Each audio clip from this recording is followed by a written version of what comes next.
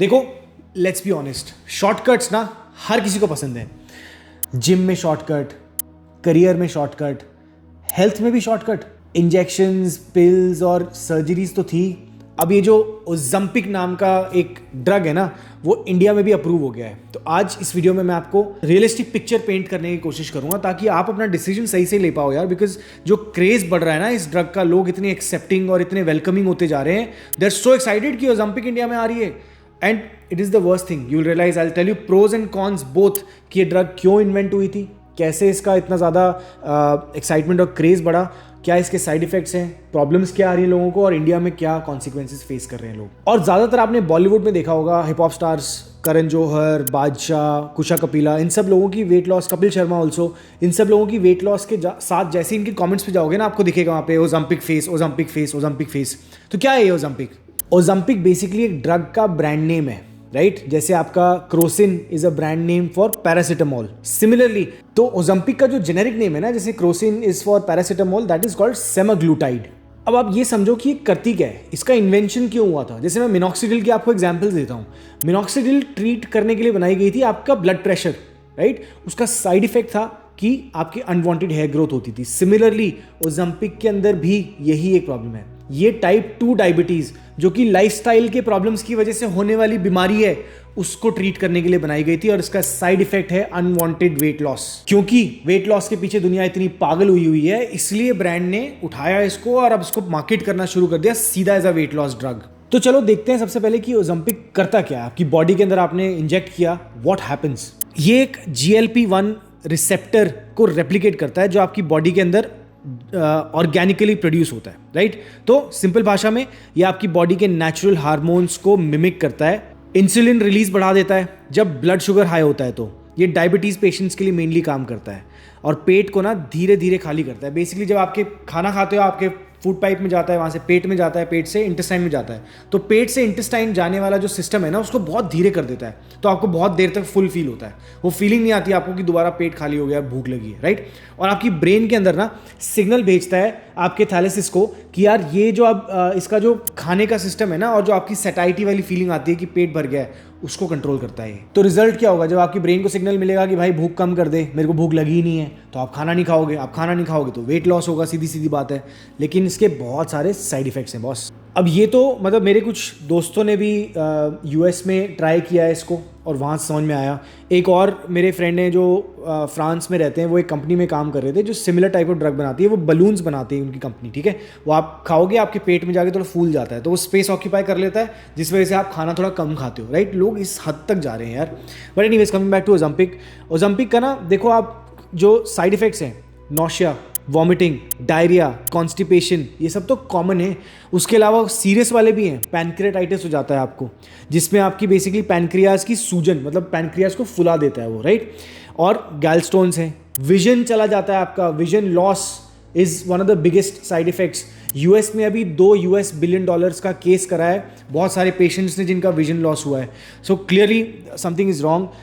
साथ में आपके जो थायराइड होता है ना, उसके अंदर ट्यूमर्स का रिस्क बढ़ जाता है इसकी वजह से, राइट? और कुछ केसेस में स्टमक पैरालिसिस भी देखा गया है, जिसकी वजह से आपको कॉन्स्टेंट वॉमिटिंग हो रही है। और अब क्योंकि आप भूख ना लगने की वजह से अपना वेट कम कर रहे हो ना, तो आपका होता है मसल लॉस। और जब मसल लॉस होता है वो आपके चेहरे पे साफ नजर आता है। तो ओज़ेम्पिक फेस जो बोलते हैं ना, वो इसलिए होता है कि आपका एक्सट्रीम मसल लॉस हो रहा है। और मसल नहीं होगी बॉडी के अंदर तो बॉस क्या फ़ायदा है? मतलब this is what is keeping your metabolism going. आपके जैसे जैसे एज बढ़ती रहती है, मसल अगर कम हो रही है, it is the worst thing that you doing to yourself. और मसल मास ही तो है जो आपकी मेटाबॉलिज्म को हाई रखता है, आपको स्ट्रांग बनाता है, आपकी बॉडी को शेप में रखता है। और हम जेन्युइनली हेल्दी होना चाहते हैं, बट मसल्स कम कर रहे हैं। इसका कोई लॉजिक समझ में नहीं आया। दूसरी चीज़ आप समझो, आप मानसिक तौर पे ना वीक बनते जा रहे हो। We are raising a breed of weak men and women because of drugs like these. Why? देखो, आप जब वर्कआउट करके, डाइट करके, अपना लाइफस्टाइल सुधार के जब आप पतले होते हो ना, तो आप उसको मेंटेन करने के ज़्यादा चांसेस होते हैं आपको, right? Because you are actually doing it physically, and साथ में उस जर्नी में आप मेंटली स्ट्रांग होते हो। यहाँ पे क्या है, एक्सटर्नली एक ड्रग आपने ली और आप बिकॉज ऑफ दैट आप वेट लॉस कर रहे हो, तो आप कभी भी मेंटली स्ट्रांग नहीं होगे। You will always go back to where you were. आपने ड्रग स्टॉप करी, आप वापस वहीं पहुंच जाओगे, साथ में साइड इफेक्ट्स और आएंगे आपके। So it is actually raising a generation of weak men and women, people who are taking these kind of drugs. अब बढ़ते हैं एक बड़े सवाल के ऊपर कि क्या ये सस्टेनेबल है? बिल्कुल नहीं बॉस। आपने ये जैसे ही आपने दवाई बंद करी तो क्या होगा? आपकी वो जो फीलिंग आ रही थी पेट के अंदर कि भाई ये भर गया है, अभी वो फीलिंग खत्म हो जाएगी, आप फिर खाना खाना शुरू करोगे।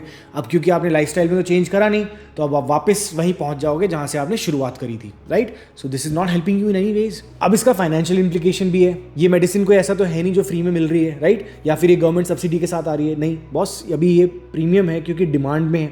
लोगों को समझ में नहीं आ रहा कि इसके साइड इफेक्ट्स कितने ज़्यादा हैं, तो लोग तो अभी बस अटेम्प्ट करें कि मिल जाए मेरे को कहीं से। पहले ब्लैक मार्केट में आती थी, अभी ड्रग अप्रूव हो गई है तो इजीली एक्सेसिबल होगी, but they gonna charge a premium for it. और देखो इनकी जो ब्रांड्स की जो लॉबीज होती है ना, वो इतनी स्ट्रांग होती हैं कि कोई भी रिसर्च कोई भी पेपर ऐसा जो पब्लिश कर रहा है, कोई भी मीडिया की रिपोर्ट आप तक पहुंचने नहीं देंगे। They are working at that large scale, right?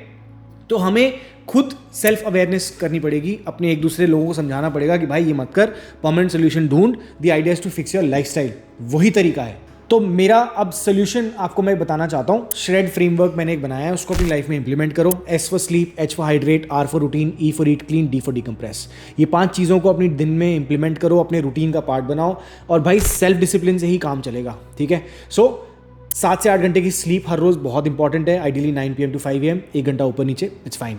H for hydrate, दिन में 2 से 3 लीटर पानी आपको कम से कम पीना है। R for routine, 45 to 60 minutes workout हफ्ते में 5 दिन करना ही पड़ेगा, नॉन नेगोशिएबल है। आप चाहे वेट लॉस करना चाहते हो या कंसिस्टेंटली मेंटेन करना चाहते हो, या फिर आपको एक अच्छी हेल्दी बॉडी मेंटेन करनी है तो भी करना है।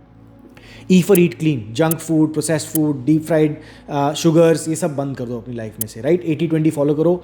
80% of the time stick to where you are, 20% of the time cheat meal is fine, right? और प्रोटीन अपनी लाइफ के अंदर बढ़ाओ, कम से कम 1 gram of protein per kilogram of body weight is very important. Finally comes D for decompress, mental health पे ध्यान दो। Meditation, gratitude, deep breathing, yoga, जो करना है वो करो, बट इस 5 चीज़ों को, श्रेड फ्रेमवर्क को अपनी लाइफ में निकालो। नीचे कमेंट कर देना श्रेड, हम आपके साथ इसका लिंक शेयर कर देंगे, so you can start implementing in your life. And I hope इस वीडियो से आपको थोड़ी आइडिया मिला होगा ओलंपिक के बारे में, और एक क्रेज़ जो फालतू का शुरू हो गया ना। So let's try and change this feeling guys, and be self reliant. अपनी इनसिक्योरिटीज़ को ना अपनी वीकनेस मत बनने दो, डिसिप्लिन लाओ, सब चेंज कर सकते हैं। मैंने भी 20 किलो वेट कम किया था, बहुत मुश्किल था। 5% लोग ही अचीव कर पाते हैं, बट वो सिर्फ वही है, मेंटल स्ट्रेंथ वाले लोग हैं, और कुछ नहीं है। और सिस्टम बनाओ, जब लाइफ में सिस्टम होगा ना, तो 1 दिन की मोटिवेशन, 2 दिन की मोटिवेशन, कोई फर्क नहीं पड़ता। तो please work with systems, not with motivation. I see you guys in the next video, जहाँ पे मैंने श्रेड फ्रेमवर्क को डिटेल में बताया। And until then, remember, life is more fun when you are the top of your game.